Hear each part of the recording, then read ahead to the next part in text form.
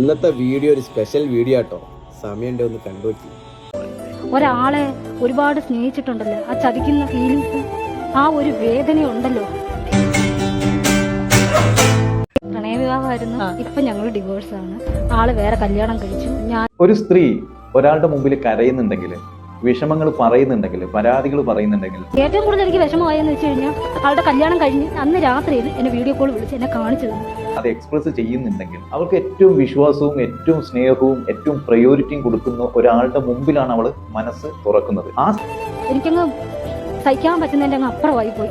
അച്ഛന്റെ അമ്മയുടെ വാക്കും കേൾക്കാതെ ഞാൻ ഇറങ്ങി പോയിട്ടാണല്ലോ എനിക്കിത് പറ്റിയെന്നുള്ളൊരു വിഷമം എനിക്ക്. എന്താടി നീ ഒരു കുട്ടികളെ പോലെ എപ്പോഴും കരച്ചിലും പരാതിയും? നിനക്ക് സത്യം പറ, ഞാൻ ആരോടും പറയില്ല. നിനക്ക് വല്ല ഭ്രാന്തുണ്ടാ?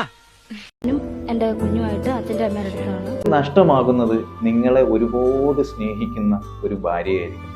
നാട്ടുകാരുടെ കളിയാക്കലെന്ന് വെച്ച് കഴിഞ്ഞാൽ എന്റെ പൊന്നെ സഹിക്കാൻ പറ്റത്തില്ല. ആൾക്കാരൊക്കെ അങ്ങനെ കൂടിയിരിക്കുമ്പോൾ പറയും അതൊരു വട്ടത്തിയാണ്, പാടില്ല.